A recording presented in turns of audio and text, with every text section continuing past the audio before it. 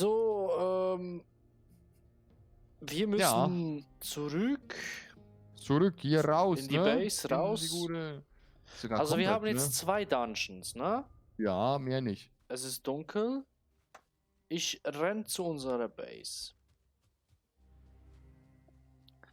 Und dann würde ich sagen, graden wir uns mal ein bisschen ab. Und ich frage schon, wo ist denn die Base? Aber ja, in diese Richtung. Das kriegen wir hin. Meine Damen und Herren, willkommen zurück zu Valheim. Oder Fall. Nach Hause. Geh nach Hause, ja. Mashallah, geh nach Hause. Ich habe den kompletten Inventar voll, aber nur 76 Kilo von 300. Ich habe 226 Kilo. Ich bin Ist es wirklich eindeutig der Kilo? Schwertransportler hier. Ist gar nicht. Ist es überhaupt Kilo? Ist das? Keine Ahnung. Das Ne? ist Kilo, ja. Oder Gewicht. Nennen wir es einfach Gewicht. Wer trägt schon 300 Kilo mit sich rum? Nur mal so als Frage. Ich spiele ja momentan ja noch Medieval Dynasty, ein bisschen Singleplayer, Ja, habe ich ohne Let's gesehen. Play. Mein Typ, der trägt einfach mittlerweile schon 50 Kilo in dem Rucksack. Nee, in der Hosentasche. Aber warum Dann nicht, ne? kann ich noch einen Rucksack bauen, mit dem ich 20 Kilo tragen kann, extra. Heilige Scheiße. Naja, muss ja wohl, ne? Ja, aber das Spiel, das ist richtig komplex geworden mittlerweile. Ich sage dir, also du kannst wirklich ein ganzes Dorf aufbauen mit NPC und das Management, das ist too much momentan. Du musst ja alles haben, was du kriegst. Und, Ja, für das es Early ja. Access ist und ich nur 20 Franken bezahlt habe, weil es im Sale war, kann ich nicht. Ach so. Ja, warum nicht, ja? Das ist nice. Also ich bin jetzt bei unserer Base. Ich lege einfach mal alles ab, was ich zu viel an Ballast habe. Ja. Das heißt, die Pilze, der Harz. Oh, Knochenfragmente. Ich mache jetzt mal Folgendes. Ich repariere alles. Dann nehme ich die Keule. Aufwerten. Wow, ich kann es machen. Ich hab... Wow. Ich gebe dir diesen Knochenfragment, weil ich habe jetzt Keule Stufe 3. Hier. Ich hab Stufe 2. Okay. Weil jetzt machen wir definitiv mehr Damage. Hast du noch 4 Knochenfragmente nochmal so? Ich habe 1. Ich habe dir das hingelegt. Ah, okay. Dann brauche ich Leider noch habe ich 3. nicht mehr. Was bräuchte man noch? Einen Bogen. Hast du zufälligerweise, ich glaube, ein Hirschfell oder so? Ein Hirschfell hätte. Ich habe 4. Du musst hier in der bei mir beim Bett die Truhe ganz links. Okay. Ich könnte einen Hirschsprecher machen, aber einen Und ich will kein Hirschfellumfang. So, Leder. Ach, Lederreste. Ey, die will mich umbringen. Ach ja, Legen wir 2 mal alles Lederreste. Futter ab. Ich habe nur 1. Immerhin. Ach so, 20 von 20. Ach so, ich depp. Ich nehme mal die Schwänze, ich nehme mal das Essen. Essen. Das ist unterschiedliche... Unterschiedliches Holz. Jetzt haben wir schon unterschiedliches Holz. Was wird hier da alles nur draus, wenn wir unterschiedliche Hölzer haben? Kernholz, ja, das ist geil. Das ist richtig geil.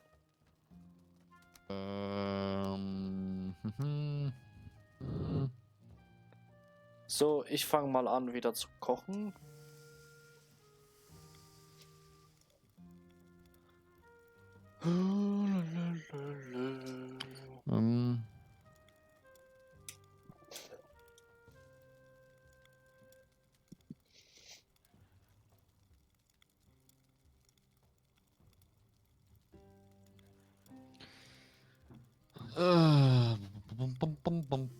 So, ich muss mal, ja, ich weiß nicht, wie wir ein System hier reinkriegen wollen mit allem hier. Eben, deshalb möchte ich ein Lagerhaus bauen.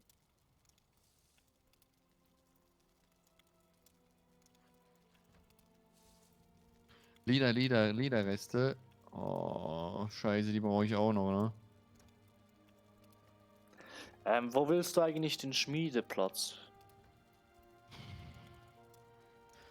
groß ist das Ding? Kann man das hier reinhauen? Nee, das braucht einen normalen Boden, nicht Holz. Das kannst du.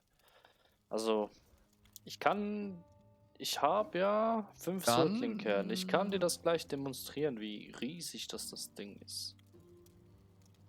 wenn so ist, könnten wir es ja auch... Wow, das hängt... Oh, Level 2, das ist echt genial. Wir könnten es ja auch hier unten irgendwo machen, nahe des Ausganges.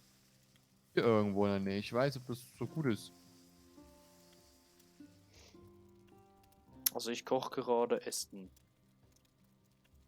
Und ich müsste, ich glaube, Lederresten holen gehen. Oh, mal kurz Lederreste, ne? Und Hirsche könntest du eigentlich auch noch holen. Ja, auf jeden Fall. Jo, Holz, Hast du ja, Holz rohes habe ich. Fleisch bei dir? Nee, ich koche immer alles und ich habe es in die Dingeskiste gelegt, hier Perfekt, in ich bin unsere nämlich Futterkiste. hier am Durchkochen. Ich habe, glaube ich, 15 Arme auf Tasche gehabt. Ich bin ungeschützt. Oh, Herren und Damen, bitte kommet. Tiere, hallo, ich lock mal Tiere an.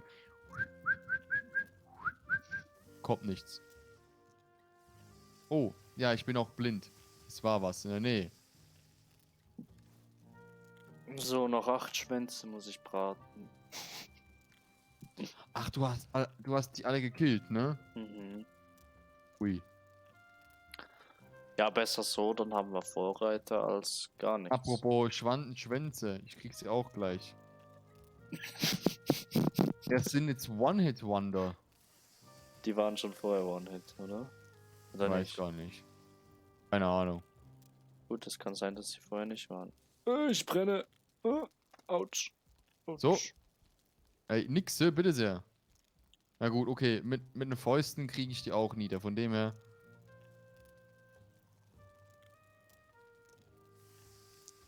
So ein Reh So, schwimmt so, einfach so, so, so, 10.000 Jahre, so. ne? So, Och, so, so, Mann. so. Nixe. So, ich habe noch 4 Schwänze übrig.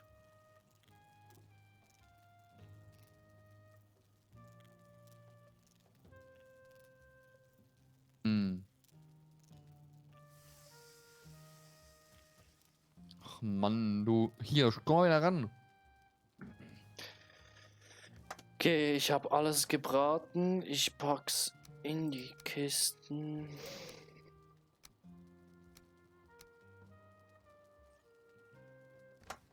So, So, komm mal ab. Ja. Ja, toll. Auf den Grund. Wie kann man tauchen? Geht gar nicht, ne? nee. Gut, dann ist es halt für den Arsch. Habe ich halt jetzt einen Hirsch gekillt, aber krieg nichts. Doof.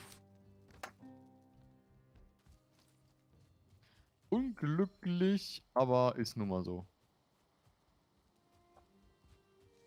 Spawnen eigentlich Hirsche ab und zu oder sind die einfach nur Die einmalig hier? spawnen, nee, die spawnen mehrmals. Okay, heißt, sie werden wieder erwachen.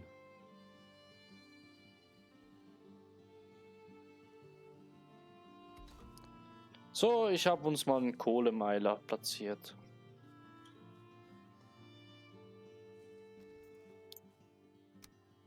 Menschenskinders, ich sehe hier aber kein Tier. Eins habe ich gesehen, das habe ich auch gekillt, aber da kriege ich die Dinge nicht ran. Essen und Co., ne? Hm. Ich fange mal an mit Holz sammeln. Oh. Würdest du sagen, dass wir hier den Wald roden links von uns oder willst du eher den Wald zu der rechten Seite vom Haus weg haben?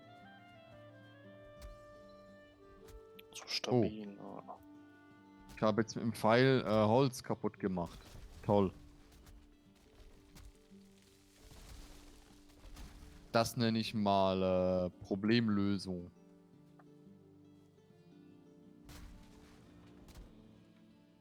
Hey, so ein scheiß Gräuling hier. Oder was das so war. Ich hacke einfach alles Holz.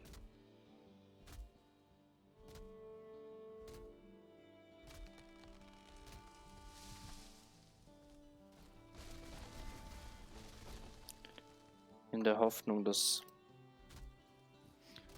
Die Viecher sind halt einfach so scheu. Das ist ja extrem, wie weit man hier reisen muss, um... Gut, ich habe schon einen Hirsch verscheucht. den Im anderen- Grasland hat es am meisten Hirsche. Am meisten? Toll. Okay, dann bin ich auch zu blöde. Weil ich sehe hier... Ich bin einfach doof und sehe niemanden. Ja.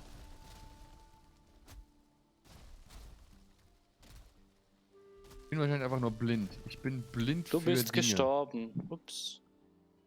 Ja, kann passieren. Ja, Baum ist auf mich gefallen.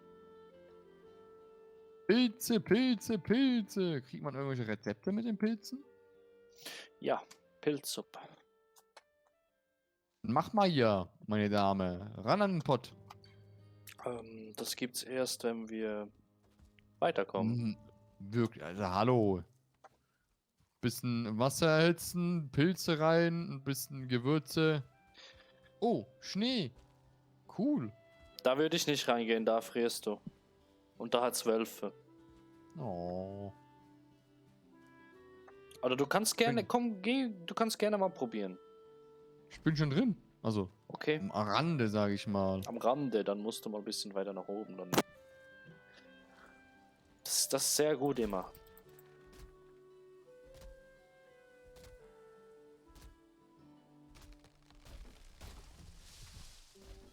Cool, Gebirge. Du erfrierst. Schade. Hätte ja sein können. Hallo.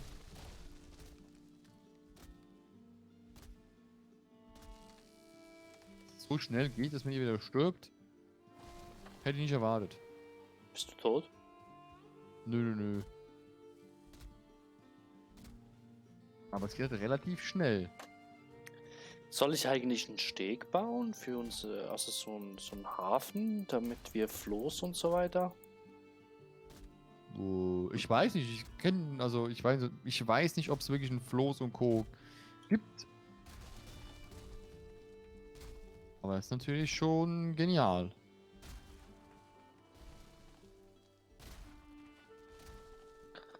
Ja, das gibt es hier alles. Okay. Ui, mit einem Schlag der Axt und das Wildschwein ist tot. Ich habe hier ein ganz, wie soll ich sagen, ein ganzes Tal hier, eine ganze Weite und kein einziger Hirsch. Okay. Das kann doch niemand sagen, dass das normal ist.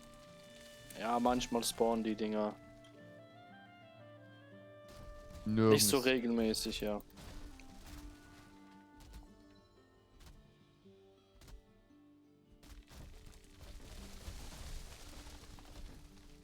Och, jetzt wäre ich fast schon wieder gestorben.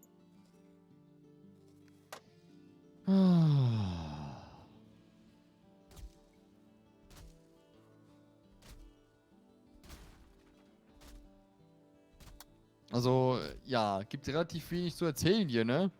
Wir sind einfach nur Wie am meinst du? Rumdödeln. Ja, guck mal, Jan, wir sind... Ich habe ein Wildschwein, toll. Gut, kann ich auch gebrauchen. Von dem her, egal. Aber es gibt hier einfach so wenig Tiere, die man so kloppen kann. Ja, das sollte sich eigentlich, glaube ich, noch ändern in gewissen Regionen. Also wir müssen da schon ein bisschen schauen. Aber nichtsdestotrotz, was mich so noch, was wollte ich sagen? Weiß nicht. Ja, genau. Und zwar, Schwänze. nee, da habe ich heute keinen Bock mehr drauf. Was jetzt? Genau, Ich muss dieses das blurry Lagerhaus. Dingse rausnehmen. Welche was? Tiefenschärfe. Ach so, du hast noch irgendwas, so ein Programm am Laufen noch nebenbei, oder? Nee. Ingame. Tiefenschärfe habe ich noch an. Hat mich teilweise verwirrt. Alles So. scharf. Alles knackig. So. Alles knappig, Jetzt muss knackig ich nicht und mehr mit dem Cursor da hinschauen. Es ist egal, wo ich hier habe. Also egal, wo das Bild hier ranzeigt, es ist scharf. Till in scharfer Qualität. Oh. Ja, also ich sag mal so, die Qualität kann sich bei mir nicht lumpen lassen, der Videos irgendwie. Nice. Von dem her ist also alles okay. Steine Das immer ist gut. Ich sag mal hier, YouTube gibt ja Qualitäten vor, beziehungsweise Bitraten und Co. Und die halte ich eigentlich, glaube ich, wirklich alle ein. Ja, aber ist Ja. dir aufgefallen, wie sich YouTube verändert hat in den letzten Jahren? Das ist schon Ja, schon immer mehr krass. Komprimierung und Co. und tralala, also von den Videos selber her. Aber jetzt haben sie, glaube ich, wieder einen Step vorwärts gemacht, indem sie, glaube ich, irgendein Content-ID-Gedingse mit Urheberrecht automatisiert haben. Keine Ahnung, wie was. Es wird auf jeden Fall jetzt wieder angezeigt. Ja, aber das ich ist dann find's- auch wieder kritisch. Sag mal, du hast Musik drin oder einen Musikausschnitt, dann. Aber es gibt, glaube ich, mittlerweile sogar Tools, die genau zeigen, wie du wo was machen kannst. Ich habe, glaube ich, ein Tutorial-Video gesehen. Oder so ein kleines Introducing-Video, was auch immer. Mhm. Da wird. Ne, jetzt habe ich endlich mal ein Reh und da kommt so ein scheiß Gräuling. Toll. Es gibt, glaube ich, mehrere Arten, oder wie du das halt machen kannst. Du kannst den Track komplett muten oder halt eben nur den Sound raushauen. So, muss ich mal kurz mal leise sein. Mhm. One-Hit! sein, Till. Was? Nee,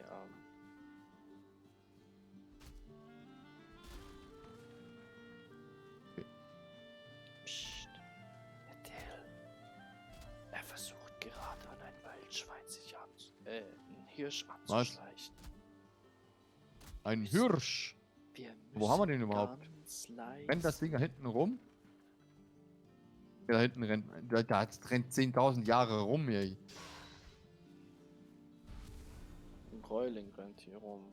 Aber jetzt wo ich abgegradet habe, da brauche ich nur noch 2 Schläge. Yo. Und wie sieht das bei dir aus? Gräuling auch 2 Schläge.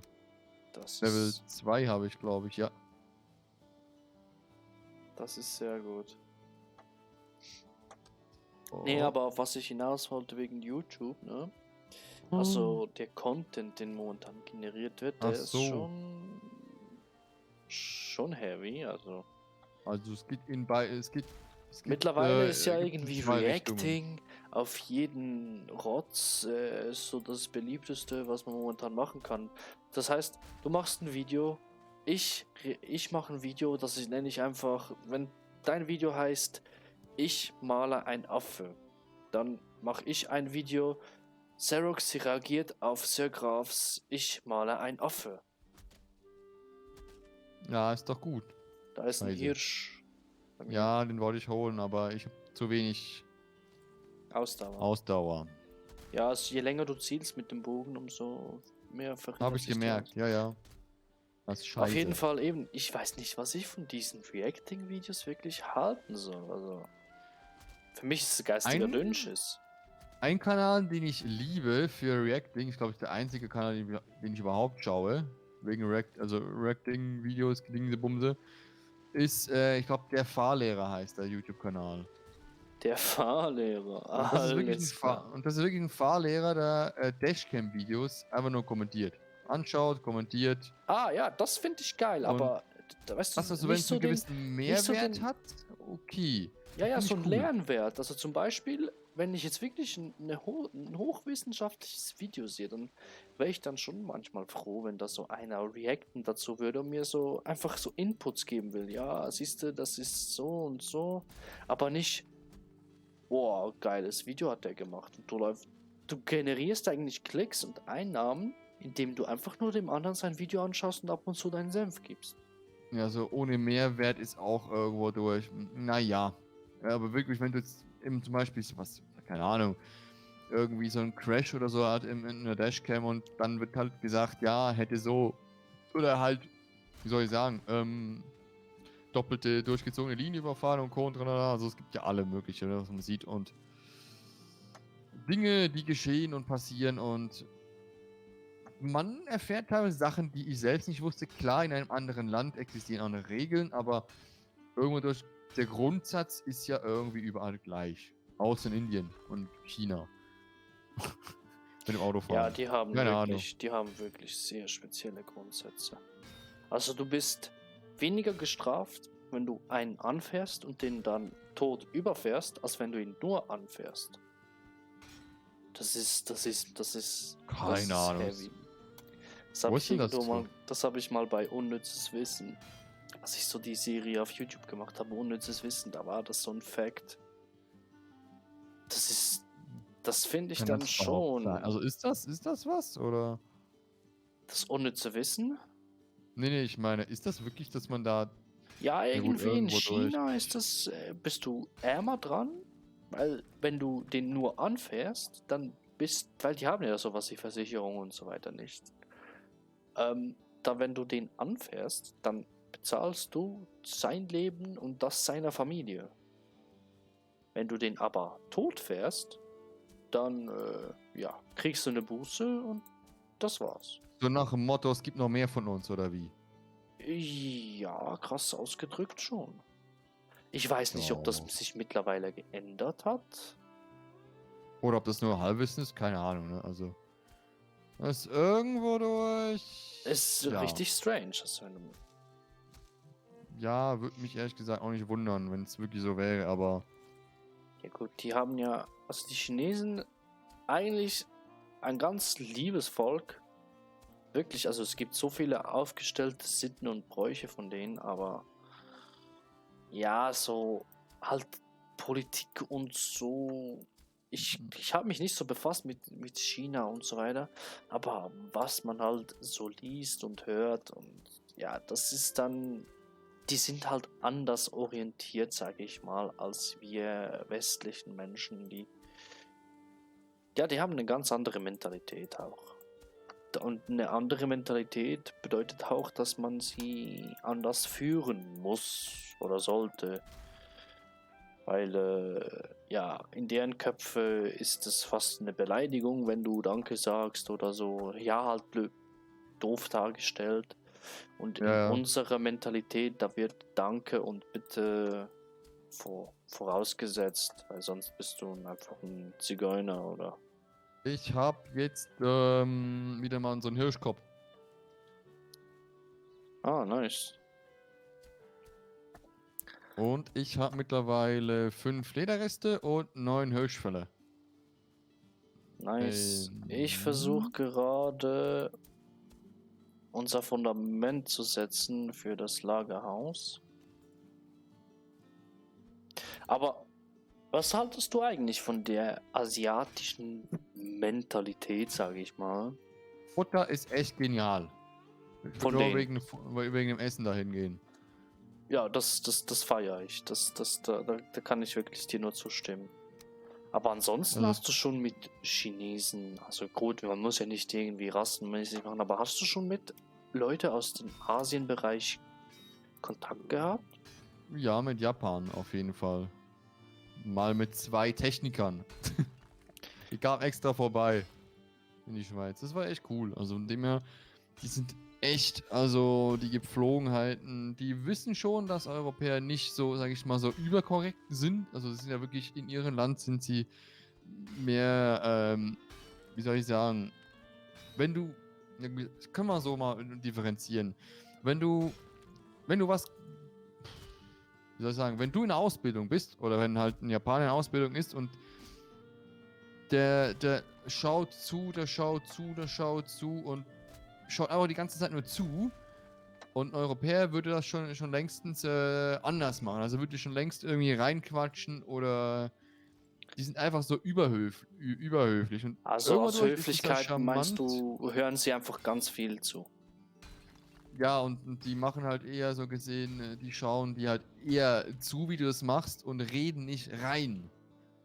Also wenn du irgendwas erklärst, die schauen dich an wie ein Meister. Also egal was du gelehrt hast, ob du jetzt so gesehen, das finde ich echt genial von denen. Egal ob du jetzt so gesehen ein Mann bist oder eine Frau, die Klo putzt, bei uns wirst du ausgelacht, wenn du den Job hast, ne? Sage ich mal überspitzt gesagt. Ist wahrscheinlich nicht so, aber. Und da bist du irgendwie ein Mitglied der Gesellschaft, das gebraucht wird. Und auch die Anerkennung ist da riesengut. Also ist halt wirklich anders. Ja, das. Und das schätze ich halt irgendwo durch extrem. Da wird sage ich mal, jede kleine Person, jeder noch so kleiner Auftrag, noch so uns Europäer oder halt Amerikaner, keine Ahnung, noch so kleine Aufgabe, die eigentlich sagen, ja, man könnte sagen, ist ja eigentlich egal, ne? Wird da als hoch angepriesen und auch so wertgeschätzt. Und das finde ich einer der sehr guten Eigenschaften. Also auch noch der kleinste Fritzel wird da belohnt, beziehungsweise wird da geschätzt, dass er überhaupt arbeitet. Ja, Und ist bei uns einfach wirst du ausgelacht. die Dankbarkeit. Ja, bei uns heißt es, ha, du arbeitest von 8 Uhr bis 5 Uhr abends. Ha, ich arbeite nur 2 Stunden am Tag und verdiene gleich viel Geld wie du. Das würde in Japan genau umgekehrt laufen. Je mehr arbeiten, beziehungsweise in Asien, glaube ich, soweit ich das weiß, je mehr Zeit du arbeitest, desto wertvoller bist du für die Gesellschaft. Aber das ist halt nur in den Köpfen. Das ist halt Generation nach Generation halt immer noch so. Ähm, ja, ist halt eingebrannt in den Kopf, ne? Aber ist schon krass, wenn du mich fragst. Eigentlich sind wir alles wirklich, wir sind alles Menschen. Und trotzdem, du musst nicht mal weit gehen. Und Ja. du siehst schon eine Veränderung. Also, weißt du, so, also wenn ich jetzt zum Ja, ja. Beispiel in gewissen Ortschaften nur weggehe, dann sind die Leute auch schon wieder anders. Das ist heavy. So generell auch nicht mal ins Ausland oder so, ne? Nee, aber klar, ich meine, es ist auch geil, wenn jeder so ist, wie er ist. Aber dass du nicht mal, du kannst dein ganzes Leben lang eine Mentalität in den Kopf gesetzt bekommen und kaum gehst du vielleicht 30, 40 Kilometer weiter, sieht die Welt schon wieder ganz anders aus. Jo, das ist so. Das ist auch irgendwo durch beängstigend, ne? Wird das Lagerhaus hier geschehen? Ja, Ist ein bisschen klein, das Ding, ne? Der Platz, den du hier ausgebuddelt hast. Oder wird das. Egal. Ich frage mich nur gerade. Ich brauche Lederreste. Wollen wir mal pennen gehen? Ist ja auch schon wieder eine okay. 28-Minuten-Folge hier. Toll, ich renn ins. Ja. Ich bin die leuchtende Fackel. Aber der Weg war gerade viel heller. Ja, das ist gut. Und so sehen wir uns in der nächsten Runde wieder. Vielen Dank, wir legen uns schlafen. Tschüss. Tschüssi. Und das war's.